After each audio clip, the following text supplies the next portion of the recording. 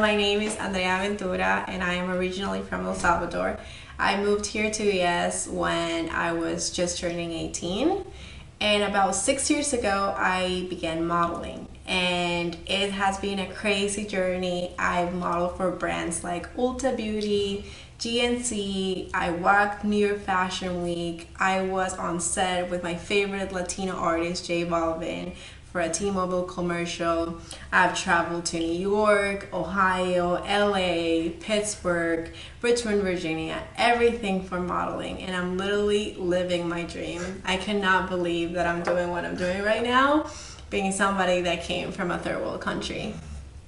But despite what you might think, the modeling life is not as glamorous as it shows on social media and on the magazines and on TV. It's a very, very hard professional work that takes a lot of mental strength. So I definitely have battled with a lot of things in my journey, and I'm gonna open to you guys about a few of the things that I battled with, and one of them will be insecurities, and will be insecurities about my physical appearance. And I know as a woman, and also men too, battle with this too, is comparing themselves to other people, especially other people that they see on social media. So for me, it would be like I was applying to so many modeling agencies, trying to break into the industry, and I was seeing all these models, and I was seeing their height and their weight and their measurements and how small their waists were and like how small their hips were, and I didn't look like that. So I felt that I wasn't worthy of modeling, and I felt completely ashamed to a point of what I looked like, and I was even crying over my body, and it was in a very, very bad place that I was in. And gladly, even though I felt all of those things, I still kept pursuing my dream, and I realized that what I looked like didn't matter that much. It was mostly my work ethic and if I had the talent. So thankfully, I have overcome a good amount of my insecurities and my issues and my negative thinking, and I'm going to like a better place in my mind, and I'm teaching other girls to not put all of their worth in their physical appearance, because it's not where it is. It's more on who you are as a person. Another thing that I battle with being a model is stress, because it's not a regular 9-to-5 job. Your income is not set. You don't have a salary. You don't know what you're doing every single week. Like literally, I don't know what I'm doing tomorrow and what I'm doing next week. So that type of work, it did bring a lot of stress in my life, because I graduated college in 2017. I decided to do full-time modeling, and I didn't know what to do, how to book work, how to make a sustainable income. So I did deal with a lot of stress. I did deal with a lot of pressure of not letting my parents down, because I wasn't making as much money I would have made if I pursue a 9-to-5 job, which is something that I didn't want to do. But I persisted and I persisted. I researched and I talked to people, and I applied to a lot of agencies, and I applied to a lot of jobs, and now I have making a sustainable income. I can pay for the majority of my things. The only thing that I don't pay is rent. I'm being real with you guys. I don't pay rent because I still live with my dad. But other than that, I'm mostly independent with everything else. My car, my insurance, my food, my traveling, everything is on me. So it really feels great that even though I struggle so much figuring this out, then you realize that if you put in the work, you'll make it. It just takes time. So you have to be patient. And the other thing that I deal a lot, and I deal with it every single day, and I don't know if you guys are already dealing with it now, maybe with boys and girls, is rejection. And I get rejected literally every single day. Every single day I'm told that I'm not good enough. I'm told that I don't fit the requirement. I'm told that I'm too short. You guys right now watching this video, you might not be able to tell, but I'm 5'3", and that's not the standard height of a model. A model is usually around 5'9". So I battled with a lot of rejection, being treated differently because I'm shorter. If you're tall, and you go into an agency, they usually love you and they want to sign you, and they give you all these things for free, your portfolio, your comp cards, which are like business cards for models. But if you're short, they don't listen to you, they don't really care about you, they make you pay for all the portfolio work, they make you pay for your comp cards.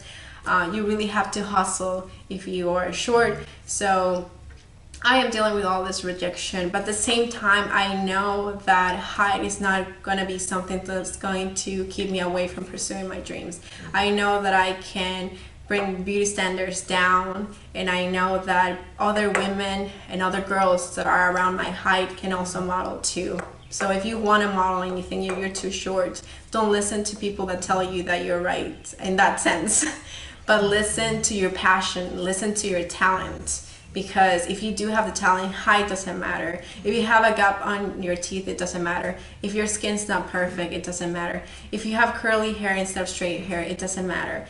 It doesn't really matter what you look like, as long as you have the talent, the passion, and you work hard for it. So I told you a few things about how, the things that I've dealt with and the problems that I've dealt with. So I want to give you guys 3 major things that have helped me get where I want to get, that have helped me get signed to a lot of agencies, that have helped me book these thousands of dollar gigs, that have helped me travel, that have helped me made it to New York Fashion Week twice already. So one of the things is that comparison is the thief of joy. Is you scroll on social media and you're constantly comparing your body to another girl's body, it's gonna tear you down. You're gonna lose every single time, because you're not that person, and you're not meant to be that person, and you're not meant to have that measurement or that height or that skin color. You are you and they are them. Nobody can be you better than yourself. So if you are having these issues that you're comparing your body type or your success or where your friend is at right now, unfollow that person and follow somebody else that makes you feel good about your body. If you're curvy, follow curvy girls that make you feel good about yourself. If you're thinner, on the slimmer side, follow girls that are slimmer. Like, whatever makes you feel good about yourself, you have to take care of your mental health, and you have to follow people that make you feel good about yourself. If you're following people that are doing the opposite, unfollow them. I 100% guarantee you're going to feel so much better about yourself and about your life if you do that. The other thing that has helped me so much is realizing that it's a numbers game. When you're in school, when you're in high school, you don't realize this. You just have to finish a test and you'll get that grade and you'll move up to the next grade, and that's how it is. It's not like you're trying different classes and then if you get the right class, then you're gonna move up to the next grade. But life works that way. You have to apply to a ton of jobs. You have to apply, in my case, to a ton of agencies, and you will apply to 100 times and get maybe like 5 agencies. And I'm not exaggerating numbers. This is real life. I've applied to over 100 agencies to get about 7 that I have right now. So it is a numbers game. So don't feel bad that if you apply to a project and you did not get it, because you don't suck. Okay? It's not you. It was not meant for you at that moment. But it doesn't that small failure that you might have in that moment. Maybe you wrote an essay to get accepted to college and you got rejected. That doesn't mean anything. You should not take it personal. Apply somewhere else and another college is gonna want you, or another type of job is gonna want you. But it's a numbers game and it happens all the time. I get rejected like literally every single day. Like, I'm not exaggerating. The year has 365 days. Pretty sure I get rejected every single day. Wow. And the other thing is that even when you think you can't, you should still try. Because in your mind, you think that you're not capable of doing things. You think that you're not good enough to do things. Right now here, I don't think I'm great at public speaking, but here I am, guys, talking to you.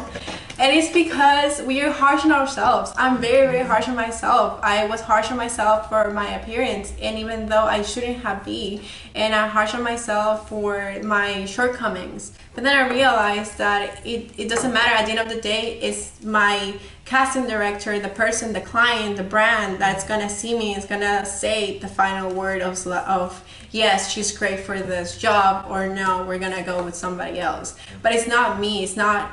I shouldn't be saying that answer for them. I should just go in, try, do my best, and then they are gonna have the answer. But you should never not try something because in your mind you think that you cannot do it, because you are wrong for not trying. And that's pretty much it, guys. I hope that you enjoy my video. I hope that I can be relatable to you to some extent. Seriously, like, people's life are not perfect. My life is not perfect. Everybody goes through things. Even the prettiest girl in school is going through something. Even the coolest kid on your classroom is going through something. So don't compare your life to that person, because everybody's going through something.